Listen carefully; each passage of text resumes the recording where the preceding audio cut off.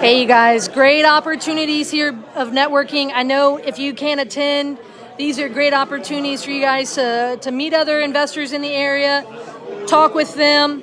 So you definitely want, and look, we're going to be giving away a book here. I know that a lot of times people watch the recording because they can't make it. Know that there are some great opportunities here. We'll get started here in just a second.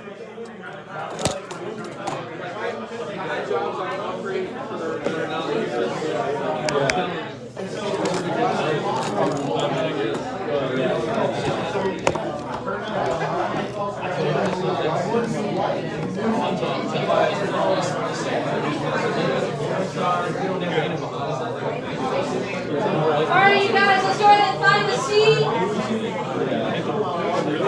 guys don't mind, go ahead and find your seat. We're going to get started here.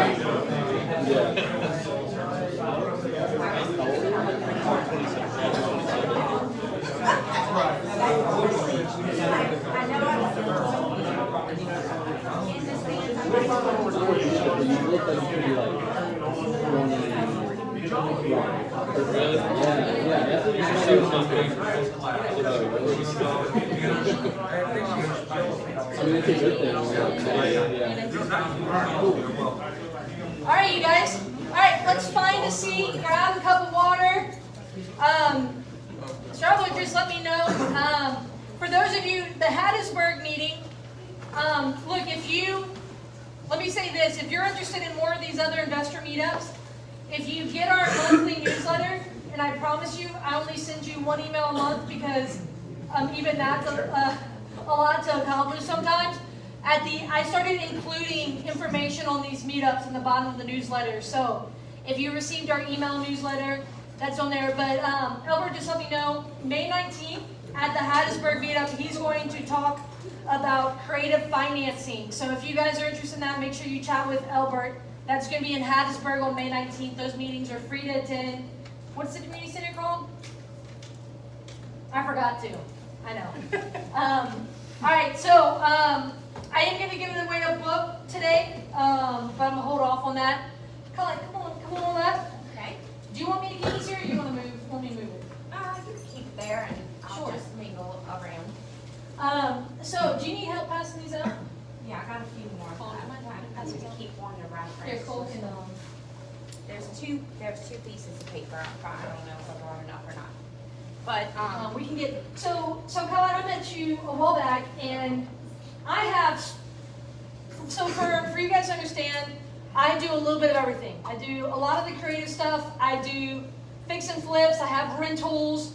My primary residence, I buy with a bond for deed. I've got a little bit of everything going on. I buy houses, I buy land, I buy mobile home parks, commercial, a little bit of everything. And so I put the people on my team through the ringer when I'm like, hey, help me. Help me with whatever, like how do I insure this or whatever. creativity. Yes, and I need creativity. I need creativity, and I need people who know how to problem solve, which that cannot be said about everyone, right? I had one guy in the insurance world who get, his panties in a wad because he'd be like, I need to know down to the minutia detail of what you're buying. I'm like, I don't know, bro. I'm buying it sight unseen, and he would lose his, what? And I'm like, I don't know. I just got such a great deal. And it's the kids, and they don't know anything. They don't know when mom replaced the AC. I can, or they know what this and that. So sometimes I would hit, guys, real estate investing is a team sport. I've been thankful to find Collette over the years as far as her helping me with my problem child. So how do you guys know what happened on October 1st of 2021? Well, let me start here. If you don't know what happened on October 1st, 2021, can you raise your hand? Okay. Obviously, a lot of you guys are here to understand it. Right. I know that it changed the way that I approached real estate. Would you say the same? Oh, clearly. Yes. That people should be looking at from the end of August to October 1st, the world for real estate changed in our region. Yes. Yes. And so I'm gonna let her share. Look, do you want people to hold questions for the end, or? Yeah, I want to just kind of give a little background and then segue into this. If you find a good situation and you want to give this away, you're more than welcome to. Otherwise, I can give it away at the end. Just a Okay. free vote, kind of giveaway. But, We'll see who stumps me. If anybody can Okay. stump me with an insurance sounds question. good. We'll You call get him the and ball. give you the floor. Okay. When is this gonna get done? When is it gonna happen? Let me give you some background. When are we gonna have world peace? Knock off the new leader of the Russian. Hey, don't forget we're recording.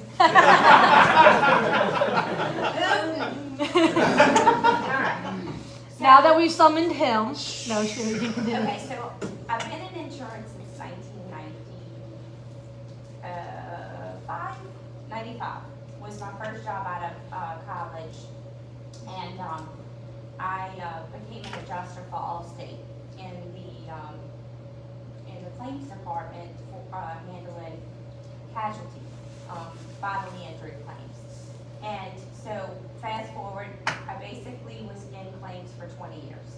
And during that time, I handled commercial claims, trucking claims, property damage claims, you name it, environmental losses.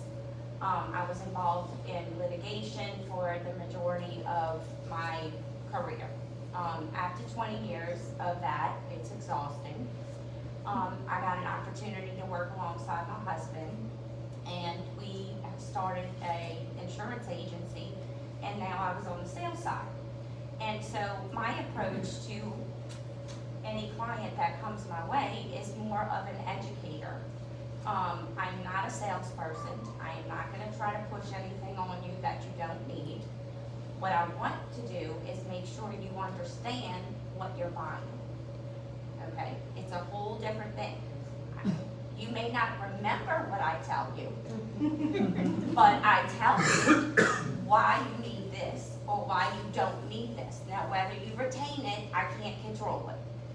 But that is my goal, is to make you aware of what you're buying, okay? Or what you're not buying, so that when a claim arises, you don't come to me and say, well, you shoulda and you coulda, and I said, but I did. And I told you, okay? But you decided this was, I have such a recall, I could probably verbatim tell you what you said, okay, when you decided not to do this. So I met Courtney, and Courtney is a challenge for any insurance agent because she doesn't know what she's buying, okay? So, 100% of the time. Yeah. so No, I'm just kidding. Only some of the time. Here's the address.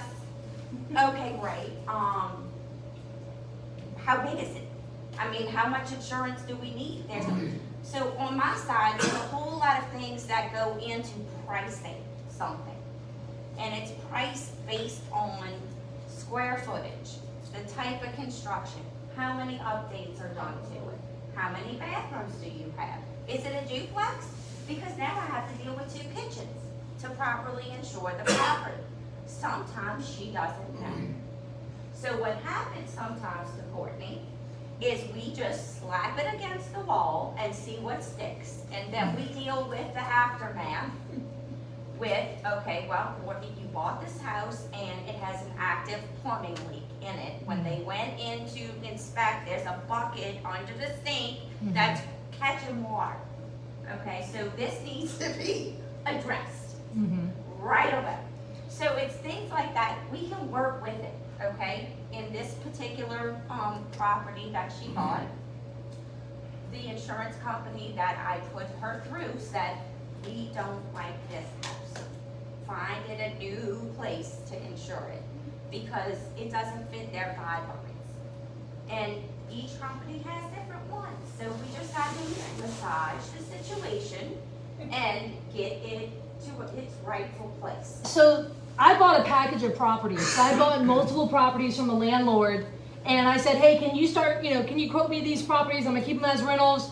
But a lot of them had tenants in them. We inspected them, but I mean, there was so much that was difficult. But then we had the insurance underwriting company said, hey, we want to get inside some of them. How many of you guys have had that happen where insurance actually wants to go inside? Yeah. How many of you guys didn't know insurance was doing that? Yes. They were like, there was a woman who was like, hey, I want to go see the inside, and she said, she called me up, she was trying to schedule it with the tenants, and she said, well, I went in and I walked around. I said, in that neighborhood, you walking around trying to like looking, I was like, girl, that's brave. I'm like, that's not the neighborhood to go do that in, right? But here's the reality, that's a very new world for us. That has only been happening the last few years, to my knowledge, with me, where they said, no, we want to see the inside of these properties. Yeah. That's a new part of the world. Well, we're going to kind of get to why that is, and some of it has to do with, and I don't need to really be educated on this. So a lot of real estate investors could schedule all of their properties on this master policy, and the majority of the insurers for those were Lloyd's of London. And Lloyd's of London is a syndicate of different insurance companies pooling their resources together to handle that risk. Because not one company wanted to be on the risk with 25 or so properties together. Their underwriting standards are more relaxed. Okay, so they might do exterior inspections and tell you to cut branches off of the ceiling, off the roof, or you have rotten wood windows, or, little piddly things. But after the devastating storms of 2020, a lot of those Lloyd syndicates rates have like quadrupled. So as an agent looking out from our real estate investors, I have to go with more of the traditional admitted markets, is what it's called, which means they go before the commissioner to get a rate adjustment. Well, they haven't had time to do all that yet. So their rates are lower than Lloyd's of London, where everyone else has been living high on the hog and peaceful for the last 6, 7, 8, 10 years. So with that, my goal is for you to make a profit, okay? So I'm trying to find you guys the premium that's lower so that you maintain a profit on your real estate portfolio. But with that comes more scrutiny. And that is what Courtney went through when she picked up these 4 houses, where this insurance company had the better rate. The premium was more palatable than the Lloyd's of London packages. But with that, they're going to go in, they're going to inspect the plumbing connections under the sinks, in the laundry room, the water heater. They're looking to see, is it galvanized plumbing? Or do you have, what is the other one that is a no-no? It's not, Copper. Not, well, Copper. no, they do look for that, but there's. Cast iron. Cast iron is a no-no. Asbestos. No, well, they do look for Sweet. that, but that's mainly on the outside, or the tiles on the roof. So polyburethane's the There, That's the that's what If they you look don't know what it is, it's real small, and I learned it when I started buying trailers. They had a lot of them. Yes, so that's what they're looking for, okay? Because what they're trying to do is avoid losses. So if you have a galvanized pipe going to your water heater that's been there since 1956, chances are it's going to rust and leak. So they're going to say, hey, we'll stay on the risk, but you need to replace this pipe. Right. And the situation that we're in right now is that we kind of have to do what they're telling us if you want to maintain the rate that you got, which is going to be more affordable. And there isn't a whole lot for us to choose from, to move you to. Because after Ida, these companies have gone through Laura, Delta, Zeta, a freeze, and then Ida. So they are running for the hills. So that means what happens, you have less competitive people competing for your business, so the rates are gonna go higher. So there's nothing that anyone can do right now, only time will heal those wounds, okay? Has anyone here had insurance go up on them since 2021? Yes. I can put both hands and feet up, right? Right. So do you guys understand how she's talking through the scrutinies, right? So this is important parts, whether you're flipping, like, so it's a builder's risk policy where you're flipping, whether it's for a rental policy, we're seeing it across the board. Builder's risk rates are gonna be higher just because the market's trying to react to all of these severe losses. But they're not gonna go inspect pretty much ever a builder's risk.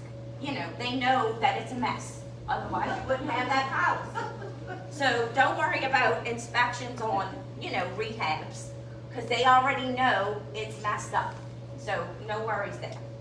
So, So do they do inspection before the rehab or after? You do. well, if you called me and say, I'm picking up this property, my first question is, what are you doing with it?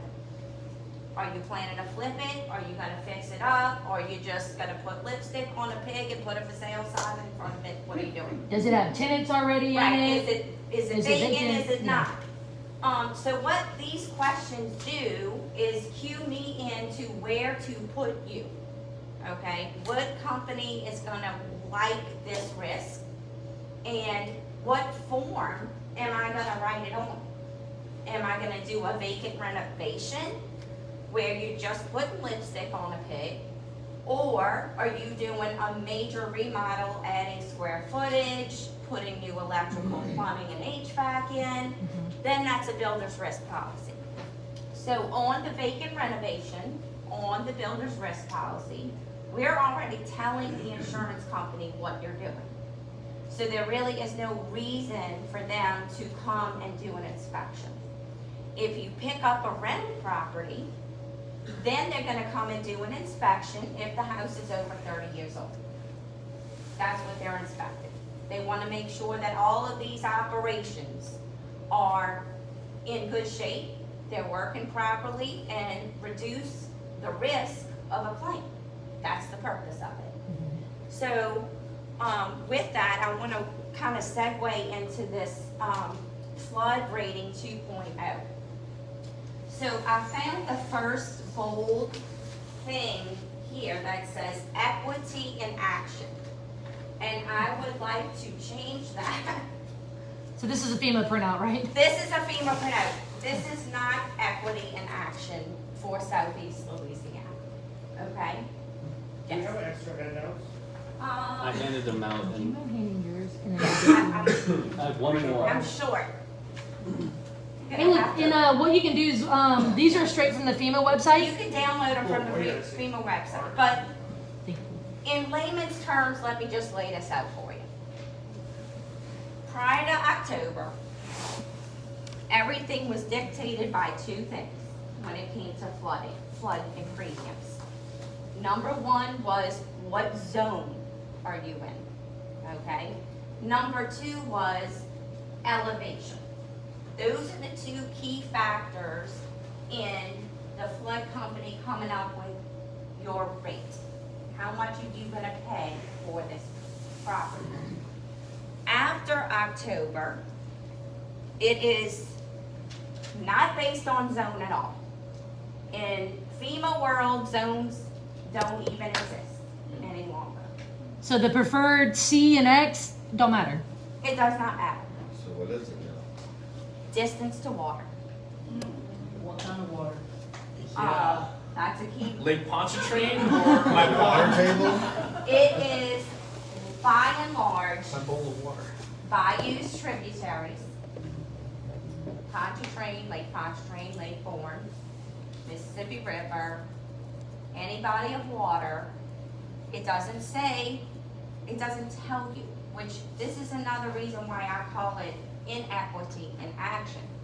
Because we can't get answers to some of these basic questions when we call FEMA to find out. Every property is Shocked. close to water, basically. Like a pond, Yeah. they don't answer that? So what's really, okay, so to give you an idea, I have an artificial pond. so to give you an idea, the property I bought at the end of January historically had been $900 a year flood insurance. Not bad, right? Not bad. The new quote was, I think, 23 or 2,800. that property owns into a portion of Bayou Lacombe. There is a darn berm that you have to climb up and over to even see the darn bayou, and the property's high and dry. But that proximity Is what kills it. is what is a factor there. I'll tell you, I'll give you, this is, what I see right now. I had a customer building a beautiful custom home in Kenner along the lakefront. When you put the address into the FEMA quoting system, it is a flood zone X or C, one or the other, which is a preferred zone. Prior to October, that policy would have been $572. After October, it is $2,800. So this woman who just spent $500,000 plus building this house, I got her fantastic rate on the hazard on the homeowners, but when she told me to do the flood, when she's going to close, I had to give her the whopper. I said, this is flood 2.0. Now, we as agents had no way to know that if I would have collected money from you September 29th, you would have had a $572 premium. And opposed to $2,800, and it would have only increased 18% until every year until it got to the $2,800 premium. Collette, do you mind talking about assumption? So, Yes. like how, for example, with Scott, it was $900 a year, Yeah. and the new quote was $2,800. And so what I did was took the option of, looking at. 100%. So can you explain what assumption is? Because a lot of people might not know that you can assume flood policies Oh, yeah. and not have to do that Well, 18% a what's year. Okay, so what's changed since Flood 2.0 is if you were in a preferred flood zone, X, C, D, okay, these are the preferred zones, and you were paying $572 a year. When a new purchaser would come to us and we would just write them a new flood policy, there was no need to assume that preferred flood policy. Because, you could just write a new one for $572. Well, now that's changed, because if a seller has a preferred flood policy, hang on to that baby for dear life. You It's an wanna actual asset. assume that. Because just like the example I gave, that homeowner, the new purchaser, will be able to just get that 18% gradual, increase over time, versus my new buyer with a new home having to come up with $2,800 for the first year. So even if you looking on the MLS or whatever and it has it in an X zone or a C zone, you want to ask the seller, do you have an active flood policy? Because even those you want to Assume take that over, so that you're not paying that high premium today. It's prepaid like that, yeah. So that's a big game changer that I need to educate the real estate community on how important it is to assume any flood policy that is currently active when you're buying a house.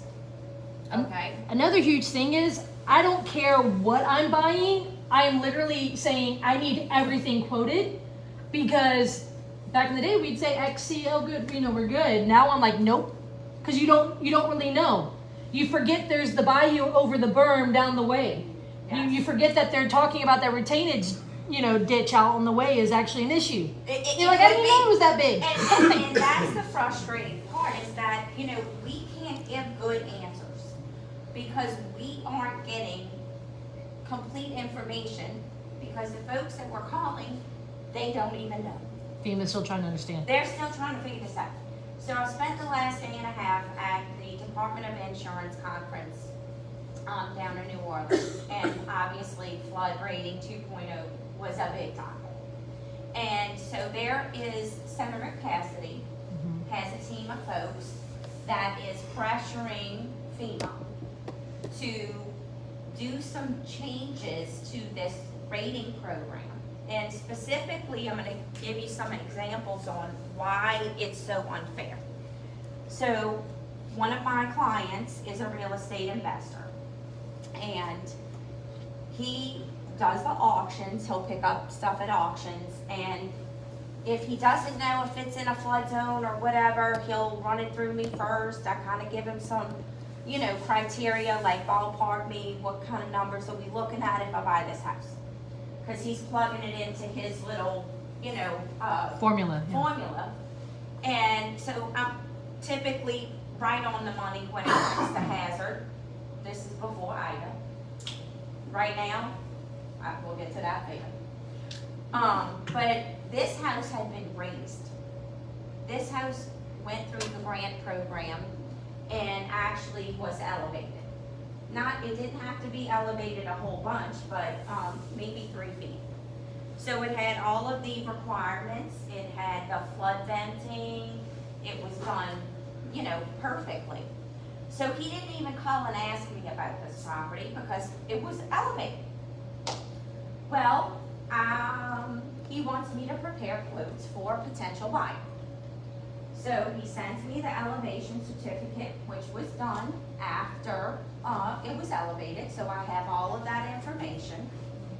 And because he bought it at auction, there wasn't an active, you know, flood policy for him to assume, so we're starting 2.0 right out of the gate. It was $3,800.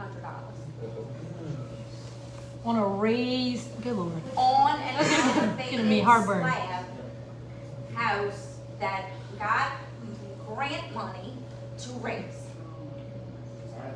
So he is like. And all the electrical, all the HVAC, all raised too. Everything is up. It's what it should. Okay. Okay, everything is up. If Mhm. you would say, oh, dream come true, it's already elevated. I'm good to go. He can't sell it. So elevation certificates are no longer applicable? It's debatable.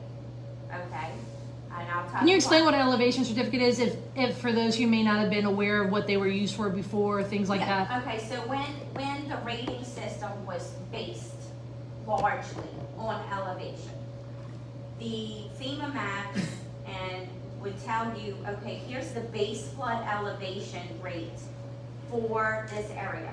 So if you're gonna go construct a home today, you wanna be 2 feet above the base flood for that area, okay? And what that would do is it would give you credits, okay, to reduce that premium based on the elevation difference from base flood, okay? So if you ended up at 3 feet, your premium was even lower, right? The further up, the more lower the premium. So now what happens is your premium is generated by longitude and latitude. So they look at that, they look at the nearest body of water, whatever that may be, and let's just say they come up with a premium of, I'm just throwing numbers, 3,000. You then apply the elevation certificate, and it asks you 2 questions. One is, where is the bottom of the living floor? So you put that in the system. And what is the lowest adjacent grade that you put in the system? All of that's on an elevation certificate. You hit the button and wait to see what happens. And that $3,000 premium goes down to $2,500. And How far above the base flood elevation was that house? 2 2 feet? 2 feet.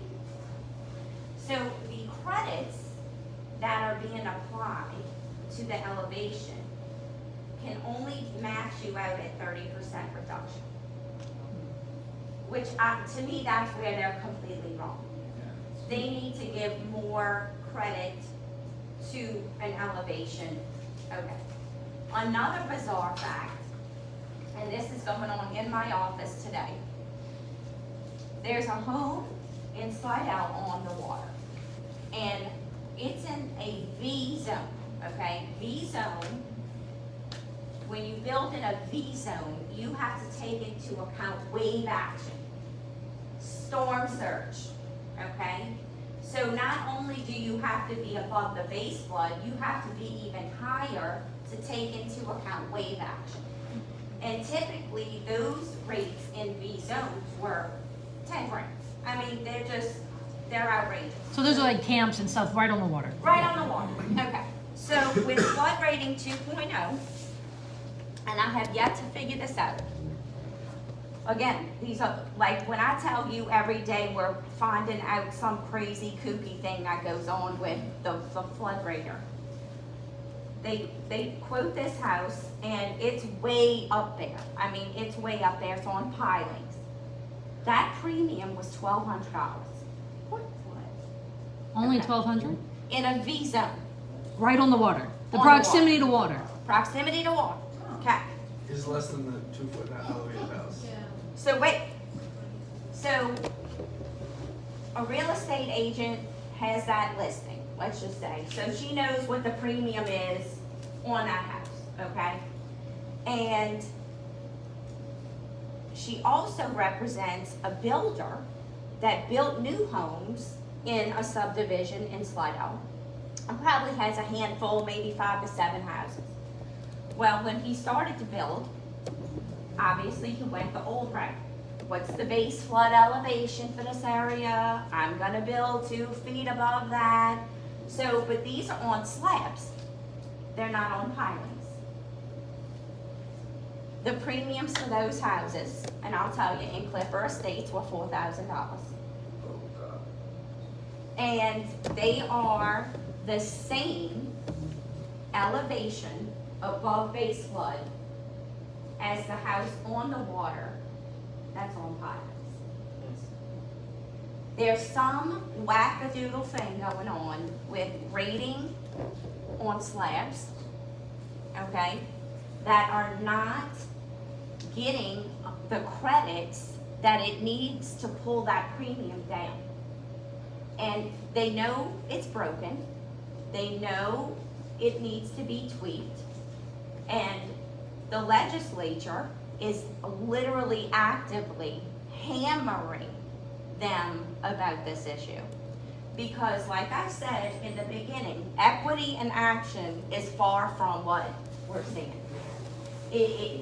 I used to be able to predict how much your premium's gonna be based on where you live. Where's your house? Is it on pilings? Is it on a slab? I can kind of ballpark and tell you, you know, what the premium is. It's just a crapshoot. Literally, whatever properties you are even thinking about looking at, you need to let us know so we can guide you through the process, because it is getting more difficult to navigate. Okay, with the flood, until they straighten out this mess. It is a mess. And unfortunately, us as agents, we just putting in the information, and we have no predictability of what's gonna come out. It just, wow. Okay, did I do this right? We call the flood company, check everything that I did, pull it up on Google Earth. Am I doing all of this correct? Is this premium for real? I did that with my real estate investor that bought the house that was already raised. Because I'm like, this is just not making sense to me. And they said, we had triple checked it, I had supervisors check it, this is the rate, $3,800 on the West Bank. So this is critical, because if you're holding a property as a rental, this can be detrimental to your cash flow, right? Yeah. So these things are critical. The day is long gone. And then if you've got a loan, do you know what the new, previously lenders used to say? Do you mind talking about that? I do. The lenders have not yet caught on to zones don't need a thing right now. Because what was the rule before? Before 2.0, rules Okay, were? The rules were if you were in an A zone or a Z Or AE. or AE, I call them all A's, Yeah. and a V, okay? you were required by the lender to purchase a flood policy. But like X and C, you could choose to X and not. C, and they're still on that. So they haven't called on They yet. have not changed anything. If you're in a B, if you're in a X or a C, it's no big deal. They don't require it. But that's not to say that I've had first-time home buyers that want to purchase a flood policy for this house.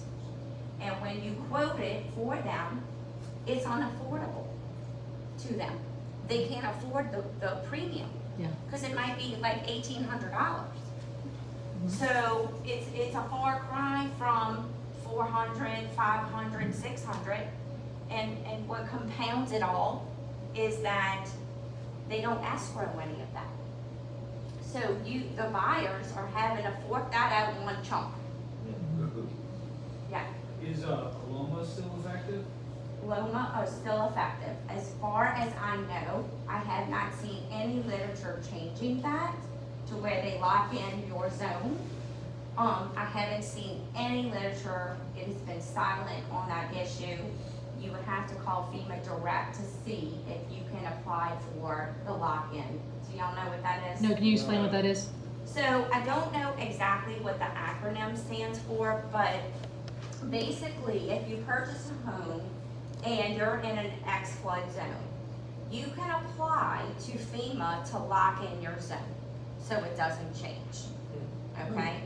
Now, I don't know how frequently or how long it takes to get there. Okay, because frankly, it's not as an agent, I don't physically do those things. I basically say, if you're interested in finding out, here's the phone number, you can download, I think they'll send you the paperwork. But it's not something, it has nothing to do with a policy of me 7. So physically, I don't get involved in it. But with the zones being abolished, if you will, in a sense, where in FEMA world, zones don't mean anything. It's latitude and longitude and distance to water. That's the standard rule that the new rating is. So I am optimistic, let me say, that this program will get tweaked. Now, how quickly, I don't know, but I do feel there is enough Outcry. severity, okay, to constituents that it has to change. It has to be more clear, yeah. On that lock-in situation that you just mentioned. Loma. Yeah, Loma. Does that still apply with the 2.0? That's what I was saying to Oh. him, is that they've been silent on Oh. that. There's no literature that changed, that came across in any of the gazillion webinars we had to go on with this 2.0. So it's something that if you are interested in, you call FEMA Direct and ask them, how do you apply for it? Is it still being offered? Because no communication has come across my desk one way or the other. Yes. So I heard you mention the type of body of water, so let's just say, for instance, like a pond. Uh-huh. Does that matter in distance in a home? They haven't told us what it is or not. So the government's still trying to, FEMA, right, is still trying to Like, figure it out? okay, I'll give you an example. The house in Woodmere area that I quoted from my friend that had it lifted. He's like, what body of water are we talking about? Like, where am I close to water? My cat's full of water? Right, exactly. And it's some little canal that shoots off the industrial canal. There's a little canal, tributary, that goes right along like the backside of the subdivision that he's in. And so I took a picture of it on my phone and I sent it to him. And I'm like, there's your body of water, okay? So it wasn't a big body of water. It was a tributary off of a larger body of water, but it wasn't anything huge. And like she's saying, where her new property is, where you have a berm and such like that, but there's these little tributary and fingers and things that flow It's 2 water feet, it's through. 2 feet water high, but it's But because It's distance to water. I mean, it's just, well, there's a house that's like by the river. You can see the river from the house, and it's in an X flood zone because of the levy. because of the levy. It's like all of this work, all of these things that went into shoring up things so the rates would be better, and fortifying the pumps, and doing all of these things so you could get a certain rate, has gone out the window in like overnight. And it's like they pulled the plug on all the progress made and restarted the clock in a wacky way.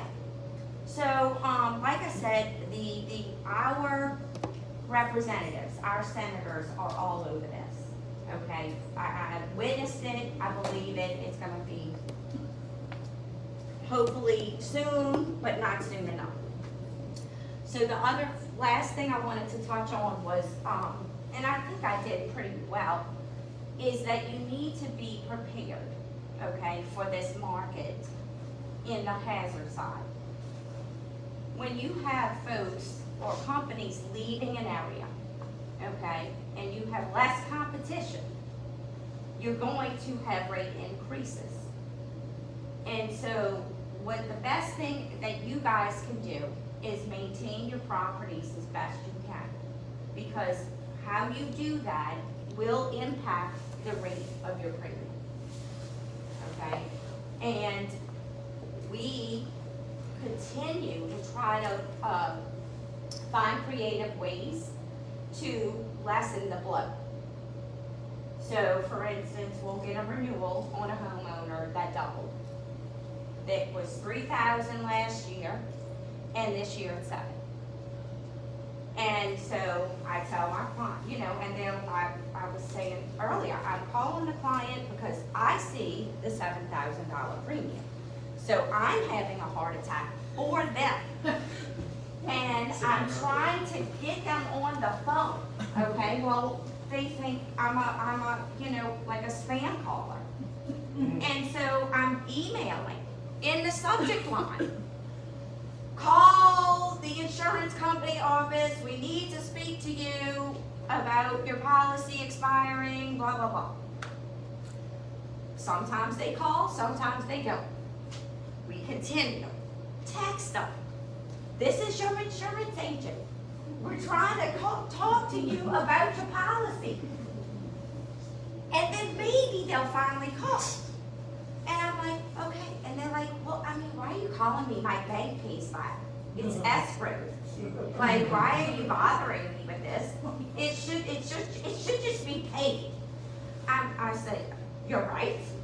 But did you open up the envelope with the renewal offer in?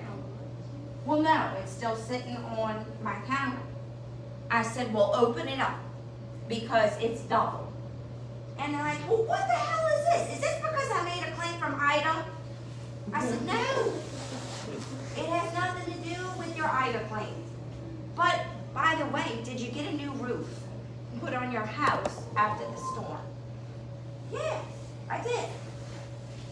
And they didn't give me enough money to put it on because the contractor charged me $2,000 more than what they were giving me on my estimate. And I said, well, did you file a supplemental claim for that difference? Have you gotten your depreciation money back that they withheld in the estimate? No. What is that? I said, girl, you are owed not only the $2,000 that, you know, your contractor charged you that was over theirs, but your $4,000 they withheld for depreciation. She goes, are you serious? I said, I'm dead serious. You need to, I said, email it to me. I'll send it over to the claims department and tell them, pay this woman, you know? And so, this is what we're going through daily with clients. So I said, look, you got a new roof. I said, I can tell you one thing for sure.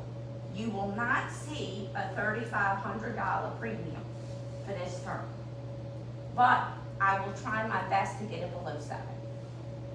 And so that's what we've been doing.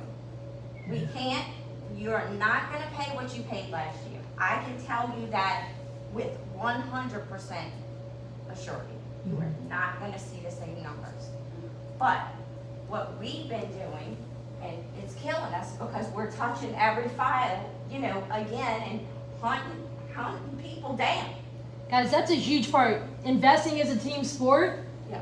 You need to be checking in on your properties and actually communicating with your team members, right? This is huge, right? You do, because again, do I need to do, should I have to go through what we're going through to help this client?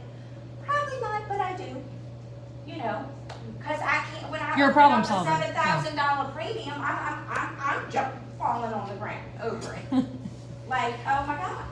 I mean, that's a huge, when it hits her house note, when they redo the escrow, then she'll be calling, screaming at me, like, what did you do? You know, you raped me, basically. I mean, you know. And so we're trying to get ahead of it. We're trying to say, hey, we recognize it, we see it. Help us help you, is what we're saying. That's all we're trying to do. Because we can mitigate the severity, okay, in certain circumstances with the assistance of the homeowner to try and get that accomplished. So I wanna share, can you real quick talk about replacement cost and why that's so critical in today's time? oh yeah. We So- were beating the drum on that on the radio, and I can tell from people doing claims that most people, a lot of people didn't listen, take action. Okay, so let's just say it cost maybe 4 years ago, the average home could be rebuilt for $100 a square foot.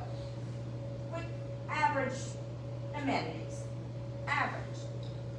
Well, with the inflation of lumber and labor and all other materials, it costs more to build the same house, plain and simple.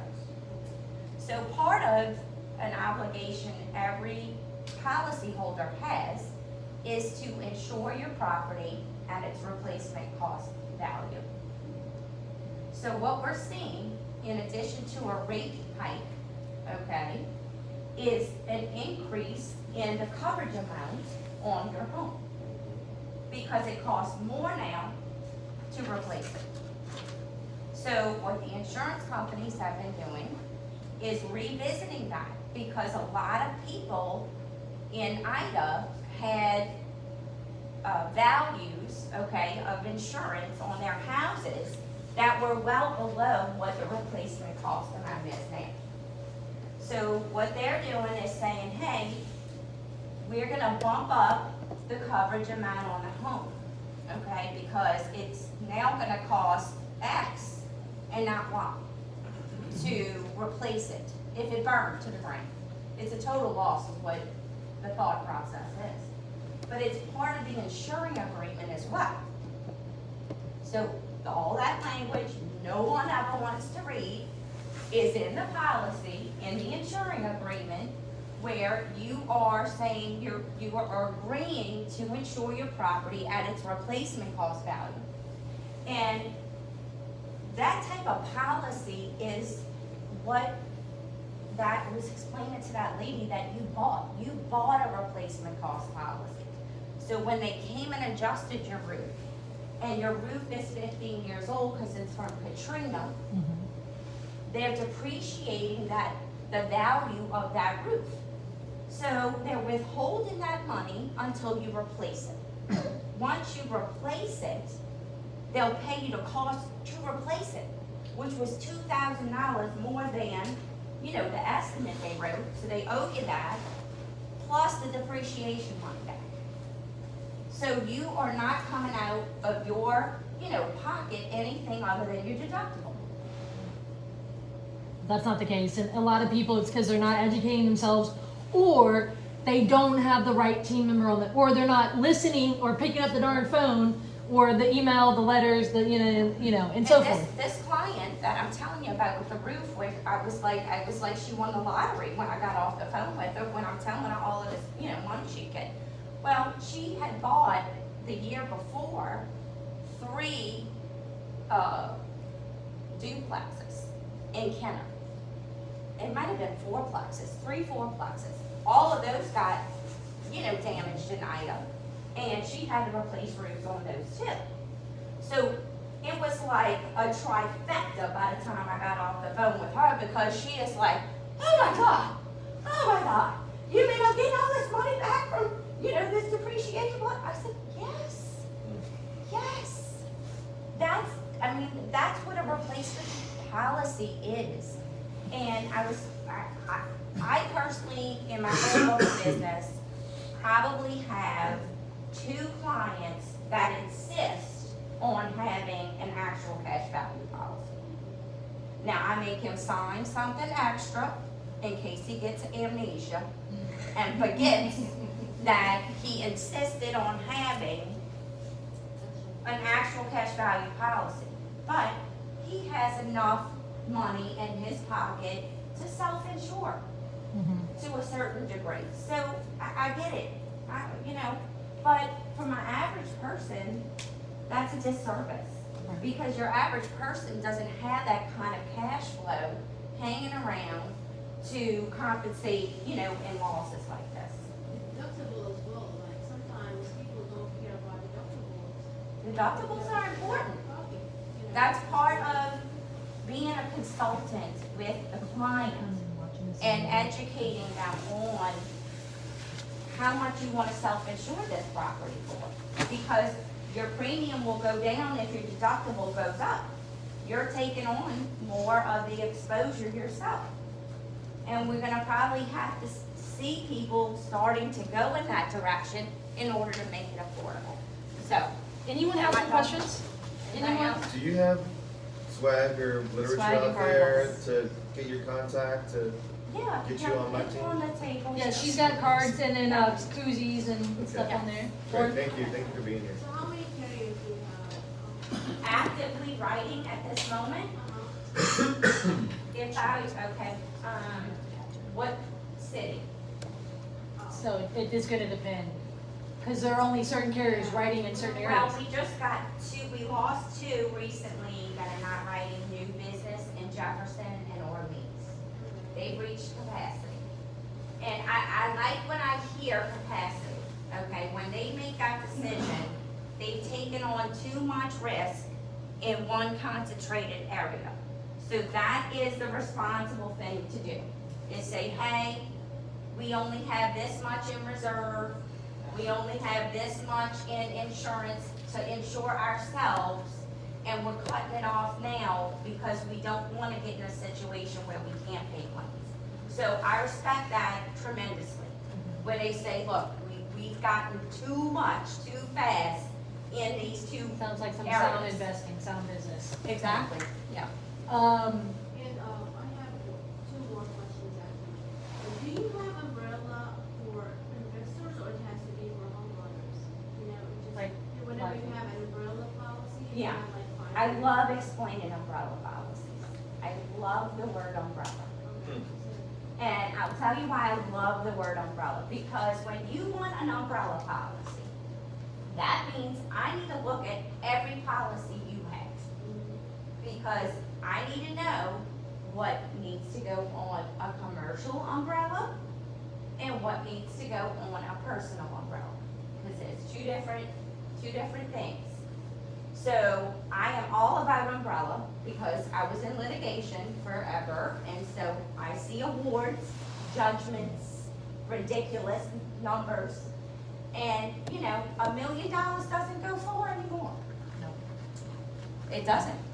So if you are really putting yourself in a position to where you have assets, then you need to consider an umbrella policy, which is basically, in layman's terms, this is the way I look at it. An excess policy versus an umbrella. So an excess policy goes on top of one policy. Okay, you have a liability underneath it and you put an excess liability on top. An umbrella policy, think of the umbrella, it goes over different policies. Your auto, your boat, your home, some of your rentals that are in your personal name. An umbrella, okay, has multiple different policies underneath it. Correct. So if you have a commercial liability policy on all your rental property, okay, you're gonna put an excess on top of that. If you have your personal home and auto and some, land and an RV and all that, we're gonna do an umbrella because it's gotta go over multiple things. So that's my demonstration for umbrella next. Well, do you have a third question? You say you have a I third? have a question also about when some carriers start having flood insurance with the homeowners insurance. Like, do you feel this thing might save money for people or no? I mean, it's a case-by-case basis because the flood is gonna be the flood is gonna be the flood. Like, that rate's set by FEMA. So if the carrier you're looking that's offering that to you is also competitive on the homeowner policy, well then sure, it makes sense. But if their rate is so high and we can split you off into two different ones, then why wouldn't you do that? And I do want to give you this too. Private flood market. Who's heard of that? Private flood. We are quoting that religiously, okay? Because these rates are coming out so crazy on the FEMA side, we have about 7 flood carriers, okay? That's another crapshoot. They say, oh, did you try private flood? And I say, I did, and guess what? They're not offering it in your area, okay? So, again, we are all over the place trying to find it. Trying to find a best way to make this affordable. And so that's what we're. Does whether or not it flooded matter? Not anymore. So that's actually really important. In Slidell, I had numerous properties that were called a repetitive risk. It flooded so many times that now, before 2.0, it was already on a rise, like, what was it, like 25% a year or something like that?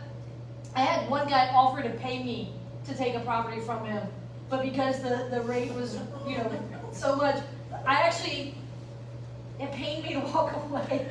But here's the thing is, then she told me that they basically wiped the slate. They wipe the So slate. what did I do? I was like, I'm gonna call that. Exactly.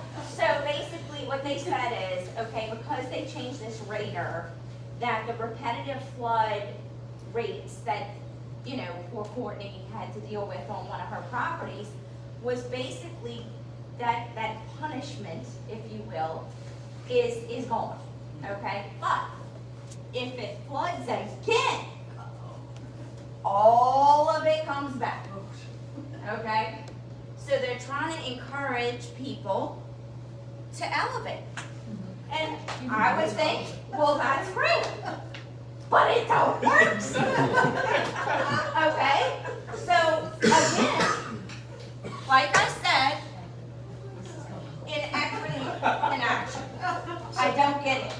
I just don't get it. And so, this is up to, honest to God, this is what we're going through right now at work. So we try. So Collette, so a lot of you guys know with WWL on the radio every weekend, have the privilege of being on the show with Paula Grange for the Home Improvement Show. When Ida happened, my family and I, we evacuated to Destin, Florida. We actually had a vacation plan, and then it turned into an evacuation. Evacuation. To some, right? Yes. The same people, but so WWL called Paul and I, and they said, hey, we need you guys on for long hours, storm prep. So we were on the show for very long hours. Collette, we actually brought Collette on to come and help answer some questions. If you guys haven't caught on, Collette is not only a veteran at this stuff, she's a problem solver. She wants to think outside the box, things getting creative. Guys, let me say this. When on the radio, whenever we would talk about, everything from insurance claims, right? Or this 2.0 system. I mean, we had people call in. I don't know if I ever told you this. We had a guy call in from one of the actual levee protection systems, who was an actual higher up, he called in the radio station and he's like, you don't even know the half of it. And so here's a few things, guys. I want to give you some takeaways that if you didn't take away already, first of all, investing is a team sport. I can't pound it into your head anymore. You need to have good team players and people who are educated, who are working on your behalf, saying, this is my 15th call, you think probably, right? So you need to not only have good team players, but be in communication with them, right? And you want them to be people who are educating themselves. So you spent the last two days in seminars trying to get, this is a major plague for our community, right? So that's the first thing. Second thing is, any property I'm looking at, I don't care where it's at, I'm immediately quoting it, the hazard and flood. Because you can no longer guess that, hey, this is going to be a good one. I need to know actual numbers so I can run my formulas of if this will be a good rental that'll cash flow. Or am I going to have problems selling this flip on the back end? Because no one's going to be able to afford when you include their mortgage with their, the multiple insurance. That's what happened to my my investor with the raised home. So here's the thing, guys. So when you're looking at properties, this is critical. Also, I said, I'm so sorry, Collette, can you look at all the properties I own and start telling me what's going on? And I'm actually selling some of the properties that have gone to this higher level. These are properties I weren't really in love with in the first place, type of thing. But these prices are, it changed the way the cash flow was going with those properties. So with the height of this market, I said, I want to take advantage of the height of this market and sell now, rather than, so I want you to think about this in the sense of when you're looking at properties, I want you to look at even your home, like the home that you live in. You should, if you have not already, you should get a current quote on what, because look, you might be paying $900 a year, but if it's going to go to $2,800, you should know this, right? And with the gradual increase over time, and then when she 18% each year. So when she said the assumable flood quote, guys, that is a pro tip. When you're looking at buying a property, you need to ask, hey, do they have an existing policy? Now, if you're buying at auction, you're not going to get the privilege of that. But if you're buying on or off market, that is a critical question I'm asking when I'm buying policies. Because I'd rather start off at the 900 than the 2,800, right? Yeah. And so those things matter here. Guys, Collette has been an absolute rock star for sharing this information. I think this has been a game changer. Is this applying to hey, if people live in Mississippi? Yeah, it's federal. So FEMA's federal. Nationwide.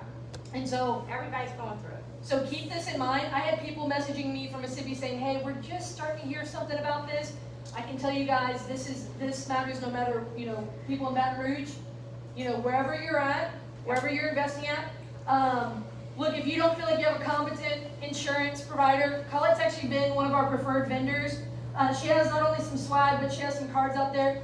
Melissa on her team's here, Collette. I don't want her to have to stay here too long, guys. So if you might have a question or two, definitely ask, come up and ask. But if not, grab a card and, call her office tomorrow or the next day and ask So that question. I have other agents that work with me, okay? Because clearly I can't, it's just not physically possible. To do this by myself. I mean, I have a team of people, we have a staff of 9. I do not like voicemail, so you will always have a live person that answers during business hours to help you with anything. Because I have a pet peeve with voicemail. I don't like it. Talk to one too many call centers, huh? Yeah, did not press 1, no, we don't do that. It's like, hey, you calling us, we're family, we're gonna try to take care of you.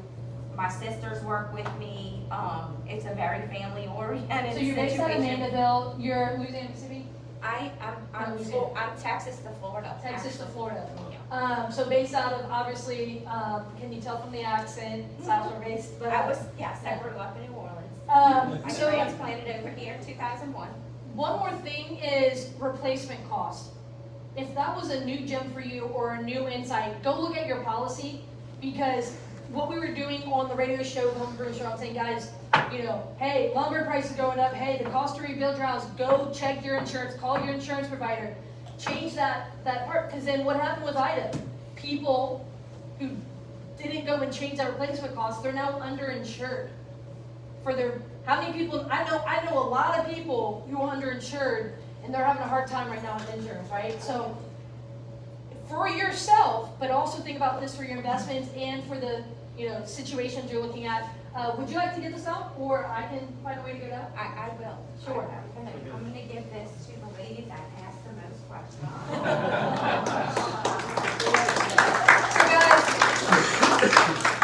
Guys, let's give it up for Collette. She did a fantastic job. So, I hope that was helpful. This has changed the game in our, for investing. And look, it's the government. They don't know.